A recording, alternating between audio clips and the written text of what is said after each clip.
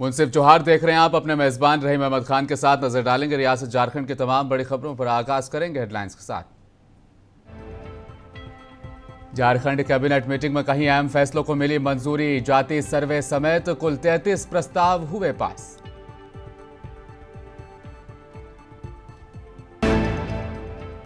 सभी बीजेपी शासित राज्य ही हैं करप्शन के एपिक सेंटर। जेएमएम के महासचिव सुप्रियो भट्टाचार्य ने बीजेपी पर साधा निशाना।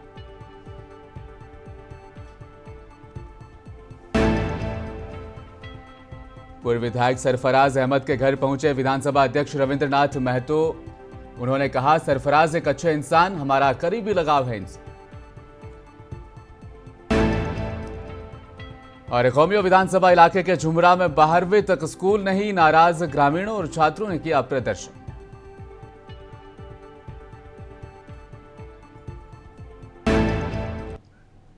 झारखंड के सीएम चंपई सोरेन ने झारखंड मंत्रालय में अधिकारियों की उपस्थिति में कृषि, पशुपालन और सहकारिता विभाग के अद्यतन कार्य प्रगति की उच्च स्तरीय समीक्षा की। मुख्यमंत्री ने कहा कि मुख्यमंत्री पशुधन विकास योजना सरकार की एक बेहद खास और अहम योजना है।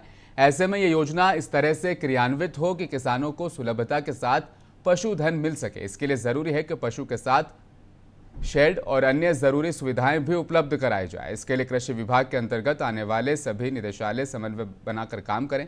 मुख्यमंत्री ने बकरी पालन पर भी खासतौर पर जोर दिया। इसके लिए उन्होंने जिला स्तर पर बकरी फार्म बनाने का भी आदेश दिया है। वहीं सीएम चंपई सोरेन की अध्यक्षता में आज कैबिनेट की बैठक में कुल 33 प्रस्तावों को मंजूरी दी गई। इसमें सबसे अहम जो प्रस्ताव रहा वह तनख्वाह भत्ता में इजाफे का रहा। कैबिनेट सचिव वंदना दादेल ने बैठक के बाद मीडिया को ब्रीफ करते हुए कहा कि सभी की तनख्वाह भत्ता मद में 20,000 रुपये का इजाफा किया गया है। इसके तहत अब सीएम को 80,000 के बजाय 1 लाख और मंत्रियों को 85,000 रुपये मिलेंगे। एक दूसरे अहम फैसले में सरकार ने वैसे कर्मचारियों को भी पुरानी पेंशन योजना का लाभ देने का फैसला किया जिनकी बहाली 1 दिसंबर 2004 के बाद हुई। इसी तरह सरकार ने 24 दिसंबर 2020 को प्रमोशन लगा दी थी, जिसे 10 अप्रैल 2023 को हटा लिया गया था। उसी मुद्दत में रिटायर्ड होने वाले कर्मचारियों को अब प्रमोशन का फायदा मिल सकेगा।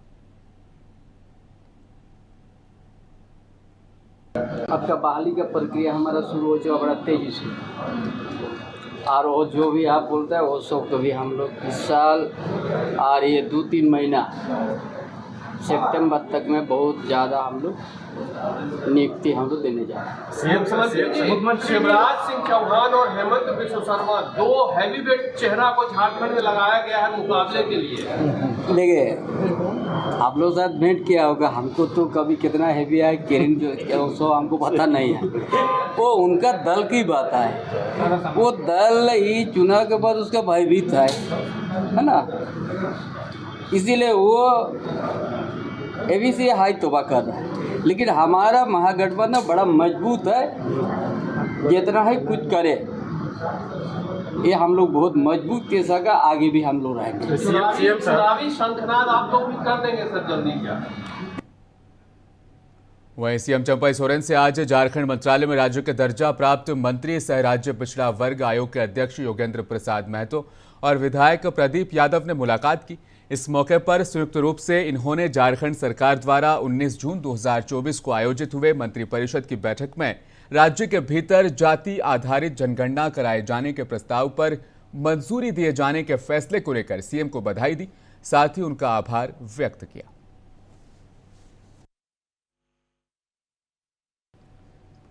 झारखंड मुक्ति मोर्चा के केंद्रीय महासचिव प्रवक्ता सह सुप्रियो भट्टाचार्य ने कैबिनेट की बैठक में जाति जनगणना से संबंधित प्रस्ताव को मंजूरी देने के फैसले को तारीखी बताते हुए कहा कि इसमें राज्य के करोड़ों परिवार इससे अब फायदेमंद होंगे। हुकूमत का यह फैसला काबिल तारीफ और ऐतिहासिक है। साथ ही सुप्रियो भट्टाचार्य ने यह भी कहा कि गुजरात, मध्य प्रदेश, राजस्थान, यूपी और बिहार ही क्यों नीट पेपर लीक जैसे करप्शन के एपिक सेंटर के तौर पर सामने आ रहे हैं। उन्होंने कहा कि इन राज्यों में भाजपा की सरकार है, भाजपा ही देश के भविष्य के साथ खिलवाड़ करने के लिए जिम्मेदार है। साथ उनके अभिभावकों के सपनों के साथ खिलवाड़ करने का काम कर और राष्ट्रपति महोदय को भी ये निवेदन करूंगा वो स्पष्ट तौर पर खासकर मध्य प्रदेश, गुजरात,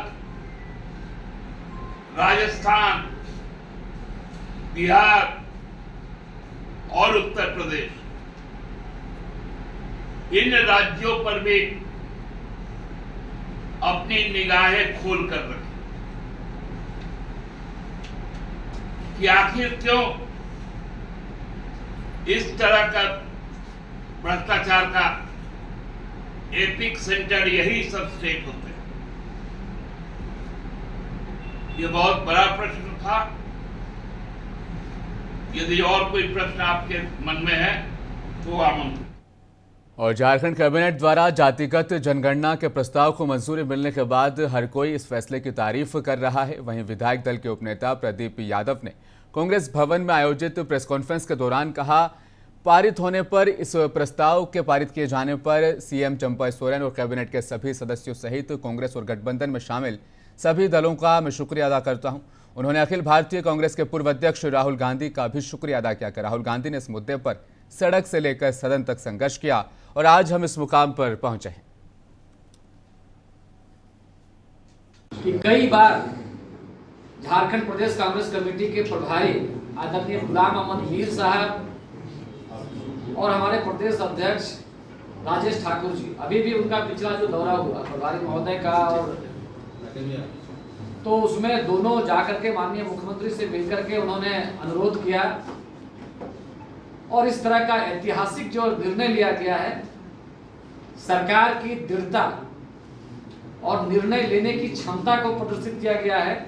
कई बार ऐसा होता है कि जब नेतृत्व में कुछ परिवर्तन होता है तो एक पैरालिसिस जैसा माहौल हो जाता है निर्णय लेने में, लेकिन ये अपने आप में राज्यवासियों के लिए बहुत ही सुखद संकेत है कि आप देख रहे होंगे कि जैसे ही कोड ऑफ कंडक्ट खत्म हुआ है उसके बाद में सरकार लगातार बड़े निर्णय ले रही है। उसमें से एक ऐतिहासिक निर्णय लिया गया है। इसमें अपने संगठन की तरफ से, क्योंकि मैं संगठन का प्रतिनिधित्व यहाँ पर कर रहा हूँ। हजारीबाग लोकसभा क्षेत्र के नवनिर्वाचित सांसद मनीष जायसवाल अपनी धन्यवाद यात्रा के क्रम में रामगढ़ जिले के पतरातू पहुंचे। यहां पतरातू में एनडीए गठबंधन में शामिल दल आजसू पार्टी के दफ्तर में आजसू पार्टी के केंद्रीय महासचिव सह बड़कागांव विधानसभा इलाके के प्रभारी रोशन लाल चौधरी के नेतृत्व में उनका भव्य अभिनंदन समारोह का आयोजन किया गया, जिसमें आजसू पार्टी के केंद्रीय महासचिव सह बड़कागांव विधानसभा इलाके के प्रभारी रोशन लाल चौधरी, आजसू नेता विजय साहू, रामगढ़ जिले के आजसू जिला अध्यक्ष दिलीप दांगी सहित आजसू पार्टी के नेताओं और कार्यकर्ताओं ने उन्हें अपनापन का सुखद एहसास कराया। वहीं आजसू पार्टी के सभी नेताओं से मनीष जायसवाल ने चुनाव में प्रचंड बहुमत से प्रचंड वोटों से जीत दिलाने पर उनका शुक्रिया अदा किया।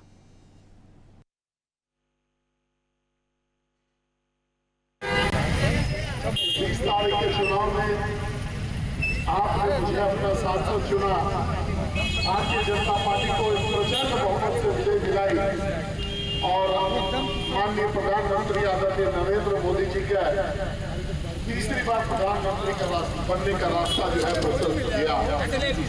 आप सभी सही मायने में देशभक्त हैं और मैं वचनबद्ध हूँ कि आपके बीच में समय समय पर आपके हर दुख में, आपके हर सुख में मैं आता रहूंगा, आपको उपस्थिति मिलती रहेगी। मैं इस बात का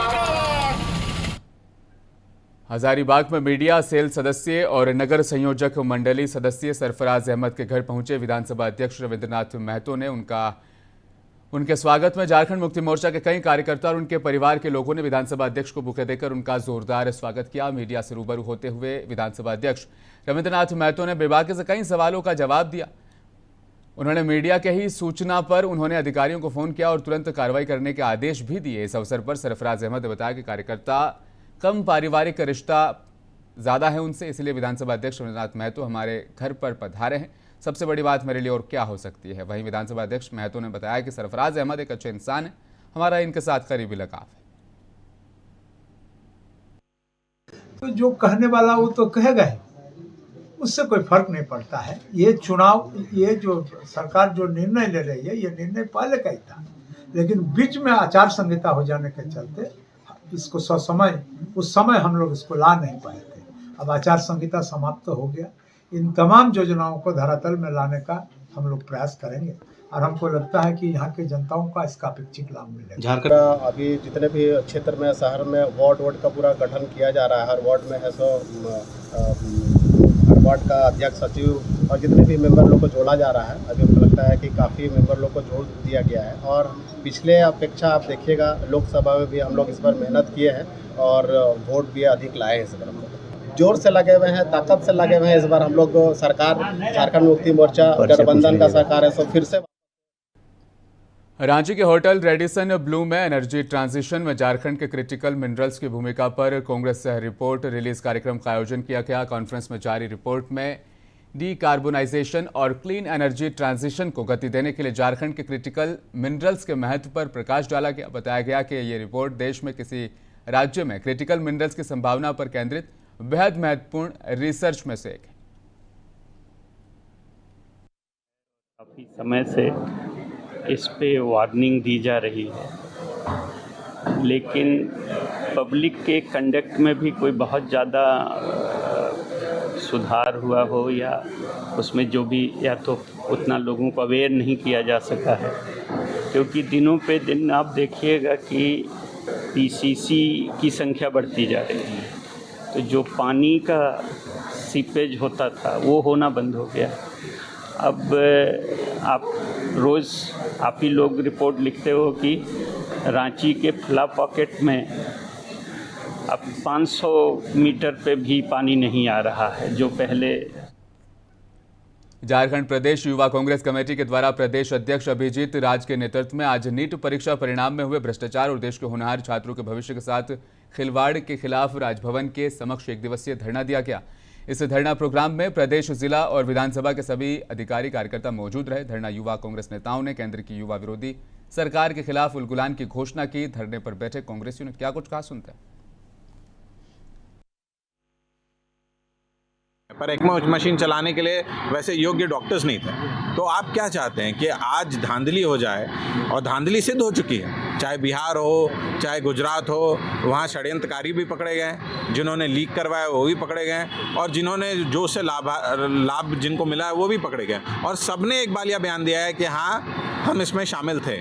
उसके बाद भी केंद्र सरकार ये कहती है कि नहीं कोई धांधली नहीं हुई थी। तो भाई ये जांच का विषय ही नहीं, ये मतलब जो आप हिंदी में कहावत है ना कि दाल में कुछ काला नहीं, पूरी दाल ही काली है। और हमने उनसे गढ़वा जिले के रंका पूर्वी वन क्षेत्र के अधीन भंडरिया प्रखंड के फकीराडीह में वन भूमि पर अतिक्रमण हटाने गई वन विभाग की टीम पर ग्रामीणों ने ही हमला कर दिया। अतिक्रमण हटाने के लिए ले जाए गए जेसीबी को ग्रामीणों ने कब्जे में ले लिया और वन कर्मियों पर पत्थरबाजी भी की। इस घटना में रंका वन क्षेत्र पदाधिकारी राम रतन पांडे सहित 1 दर्जन वनकर्मी चोटिल हो गए। इस दौरान ग्रामीणों की ओर से पत्थरबाजी की घटना के बाद वनकर्मियों ने भागकर किसी तरह से अपनी जान बचाई। सभी घायल वनकर्मियों को भंडारिया सामुदायिक स्वास्थ्य केंद्र में इलाज के लिए ले जाया गया। घटना के बाद वन विभाग द्वारा भंडरिया थाना में 18 नामजद और 20 अज्ञात के खिलाफ एफआईआर दर्ज करा दी गई।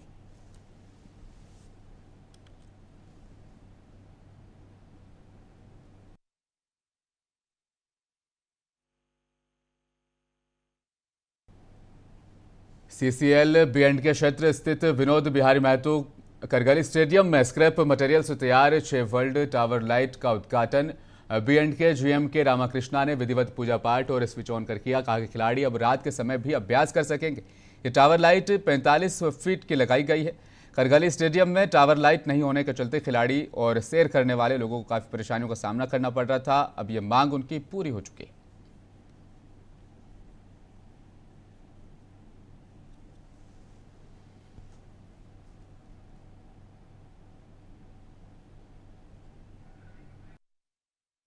वहीं बेरमो कोयलांचल में सीसीएल कथारा क्षेत्र के जारंगडी परियोजना में फैली गंदगी और परियोजना के आसपास बने सीसीएल कॉलोनी में फैली गंदगी की तस्वीरें स्वच्छता पखवाड़ा की पोल खोल रही हैं। तस्वीरें बयान कर रही है कि कैसे सीसीएल कथारा इलाके के जारंगडी परियोजना में स्वच्छता पखवाड़ा के नाम पर महज खानापूर्ति हुई।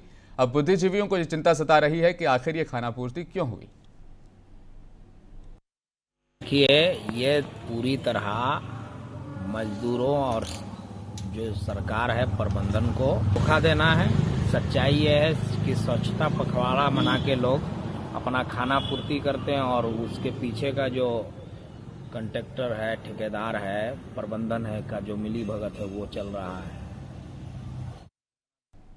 बोकारो विस्थापित रैयत संघ ने आज डीपीएलआर दफ्तर के समक्ष नियोजन की मांग को लेकर एक दिवसीय धरना दिया। धरने से खिताब करते हुए विस्थापित नेताओं ने कहा कि बीसीएल प्लांट लगाने के लिए हम लोगों की जमीन चली गई और हम लोगों को आज तक ना तो मुआवजा मिला ना ही नियोजन मिला। नेताओं ने कहा कि कई बार अधिकारियों से हम लोगों ने संपर्क किया है। आगे कहा कि अब किसी भी कीमत पर हम लोग मानने को तैयार नहीं है और सरकार को हमारी जमीन लौटा देनी चाहिए।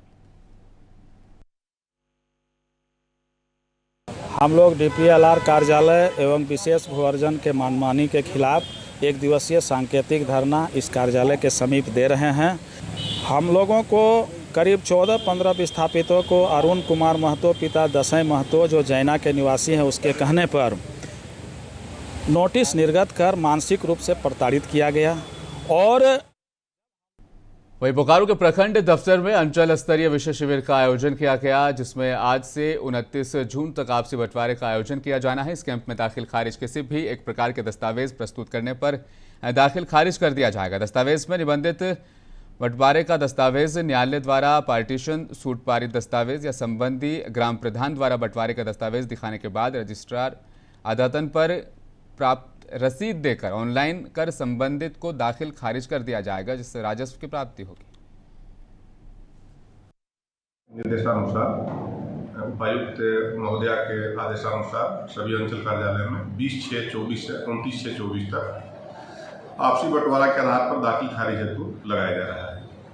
इसमें 4 तरह के कागजात में कोई भी एक कागजात एक तरह का रहने के बाद उन लोग का जो दाखिल खारिज का प्रक्रिया है वो शुरू हो जाएगा। पहला है आपसी पारिवारिक बंटवारा का नोटरी पब्लिक द्वारा निर्गत शपथ पत्र।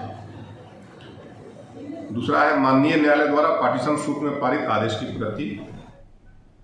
वहीं मादक पदार्थों पर रोक को लेकर आज मोरहाबादी स्थित आर्यभट्ट सभागार में जिला स्तरीय कार्यशाला का आयोजन किया गया। कार्यशाला में संबोधित करते हुए वरीय पुलिस अधीक्षक ने कहा कि नशे के खिलाफ जन जागरण की आवश्यकता है। माता पिता अभिभावक बच्चों के क्रियाकलापों पर नजर रखें, उनसे बातचीत करें, साथ में लंच या डिनर करें, बच्चों की आंखों, चलने और बोलने के तरीके से पहचान करें कि वे। वहीं वरीय पुलिस अधीक्षक चंदन सिन्हा ने कहा कि नशामुक्त समाज के निर्माण में आम जनता का सहयोग बेहद जरूरी है। बोकारो जिले के गोमिया विधानसभा इलाके के झुमरा में उच्च विद्यालय नहीं होने से नाराज चल रहे छात्रों और ग्रामीणों ने आज बोकारो के उपायुक्त दफ्तर पर धरना देते हुए प्रदर्शन किया। धरने से खिताब करते हुए लोगों ने कहा कि इसी सत्र से उच्च विद्यालय में पढ़ाई का काम शुरू होना चाहिए, भले ही यहां पढ़ाई टेंट में ही क्यों शुरू न कराई जाए। अभिभावकों ने कहा कि गोमिया के जनप्रतिनिधियों को इस पर सोचना चाहिए कि ग्रामीणों को आखिर सुविधा किस तरह से मिले। आज बहुत शर्म की बात है कि हाईस्कूल की मांग को लेकर छात्र छात्राओं को प्रदर्शन करना पड़ रहा है। दिलीप कुमार ने कहा कि पढ़ाई के लिए दूर जाना पड़ता है। उन्होंने कहा कि राजनेता का हम बहिष्कार करेंगे। आपका? मेरा नाम ज्योति कुमारी हो। यहाँ पे हम आए क्योंकि हमारे पंचायत में हाई स्कूल नहीं है, तो हमें अपनी हायर एजुकेशन के लिए दूसरे ज़िले जाना पड़ता है, तो हमें वहाँ जाने में बहुत सारी परेशानी होती है, इसलिए हम यहाँ पे आए हैं। और आज दुर्भाग्य की बात है कि आज़ादी के बाद पहली बार अगर बोला जाए तो गोमिया विधानसभा में आज हाई स्कूल के लिए आज धरना देना पड़ा, वो भी छात्रों को, पढ़ने वाले छात्रों को धरना देना पड़ा। और इस धरने से आज हमारे जनप्रतिनिधि को शर्म से आज मर जाना चाहिए। ये बहुत दुखद बात है कि हम झुमरा एक्शन प्लांट से आते हैं, पंचायत होरलुंग, और आज तक उस पंचायत में एक भी हाई स्कूल नहीं है। 3 मिडिल स्कूल है, बट एक। सरायकेला के आदित्यपुर थाना क्षेत्र अंतर्गत कल्पनापुर स्थित पहाड़ी के पास बदमाशों ने विवेक सिंह नामक युवक की गोली मारकर हत्या कर दी। घटना को अंजाम देने के बाद बदमाश बाइक पर सवार होकर मौके से फरार हो गए। इधर घटना की सूचना पाकर मौके पर आदित्यपुर थाना प्रभारी, गम्हरिया थाना प्रभारी और आरआईटी थाना प्रभारी पहुंचे। पुलिस घटना की जांच पड़ताल कर रही। देर शाम सरेआम विवेक सिंह की हत्या किए जाने पर इलाके में भी काफी गुस्सा नजर आ रहा है। वहीं बैरमो अनुमंडल मुख्यालय के समीप तेनू डैम के प्रोटेक्शन दीवार से स्टीलिंग बेसिन हब से कूदकर नहाने के क्रम में मोहम्मद आजम टोला निवासी की डूबने से मौत हो गई। लोगों के द्वारा कहा जा रहा है कि 4-5 लड़के नहा रहे थे। नहाने के दौरान मोहम्मद आजम अंसारी गहरे पानी में चला गया और डूब गया। तेनुघाट डोबी पुलिस मौके वारदात पर पहुंची और खेतकों के गोताखोरों से संपर्क कर शव को ढूंढने में वो लगे रहे, लेकिन 24 घंटे बीत जाने के बाद भी शव का कुछ पता नहीं चल पा रहा था। आखिरकार 30 घंटे के बाद स्थानीय गोताखोरों की टीम ने शव को खोज लिया है। गिरिडीह पुलिस ने बीते 13 जून को देवरी से पवन दास अपहरण कांड मामले का खुलासा कर लिया। इस मामले में पुलिस ने जिले के विभिन्न थाना क्षेत्रों से 6 शातिर अपराधियों को गिरफ्तार किया। गिरफ्तार अपराधियों में जमुआ थाना क्षेत्र के चचदरा निवासी महेश कुमार वर्मा, पचम्बा से जगपतारी निवासी सद्दाम अंसारी और सियाटांड अंतर्गत बेरहाडी। उक्त जानकारी गिरिडीह एसपी दीपक कुमार शर्मा ने प्रेस कॉन्फ्रेंस के दौरान दी। उन्होंने बताया कि गिरफ्तार अपराधियों के पास से पुलिस ने एक देसी पिस्टल, 3 जिंदा गोली के अलावा अपहरण में इस्तेमाल की गई मारुति ओमनी भी बरामद कर ली है। वहीं पलामू के कुख्यात डॉन अमन साव को पलामू सेंट्रल जेल से गिरिडीह शिफ्ट किया गया। अमन साव पिछले 1 वर्ष से पलामू सेंट्रल जेल में था। गुरुवार को पलामू सेंट्रल जेल से गिरिडीह शिफ्ट किया गया। ये दूसरा मौका है जब अमन साव को पलामू सेंट्रल जेल से गिरिडीह भेजा गया। बताते चले 2 साल पहले अमन साव पर पलामू सेंट्रल जेल के अधीक्षक को धमकी देने का इल्जाम लगा था। घटना के बाद अमन साव को पलामू सेंट्रल जेल से ट्रांसफर कर दिया गया। पलामू सेंट्रल जेल के जेलर प्रमोद कुमार ने अमन साव को गिरिडीह जेल भेजने की इस खबर की पुष्टि की है। मेराल अंचलाधिकारी जसवंत नायक ने अतिक्रमण हटाओ कार्यक्रम के तहत मेराल पुरवाटोला सरस्वती नदी शमशान घाट पर अतिक्रमण हटाने के क्रम में 11 लोगों पर अतिक्रमण हटाने और जेसीबी का शीशा तोड़ने सहित मामलों को लेकर प्राथमिकी दर्ज कराई। इस प्रशासनिक कार्रवाई में जिन्हें नामजद आरोपी बनाया गया उनमें सरवन महतो, पुष्पा देवी, जयप्रकाश महतो, सोना देवी, सरिता देवी, रामकुमार महतो, आशा देवी, नरेश महतो और इसी तरह से दीगर नाम भी शामिल हैं। प्रशासनिक कार्रवाई में बाधा डालने के लिए अब इन पर कार्रवाई की जाएगी। वहीं पाकुड़ के महेशपुर थाना क्षेत्र के नूराई गांव में जमीन विवाद को लेकर 2 पक्षों के बीच मारपीट हुई, जिसमें एक ही परिवार के 4 लोग घायल हो गए। घायल महिला के सर पर चोट लगी। इधर घायल महिला ने न्याय की गुहार लगाई। महिला पाकुड़ एसपी दफ्तर पहुंची, जहां डीएसपी ने आश्वासन दिया और महेशपुर पुलिस को मामला दर्ज करने का आदेश दिया। हालांकि मामले को लेकर डीएसपी ने महेशपुर पुलिस को कार्रवाई करने की बात कहकर घायलों को आश्वासन देकर महेशपुर थाने भेज दिया है।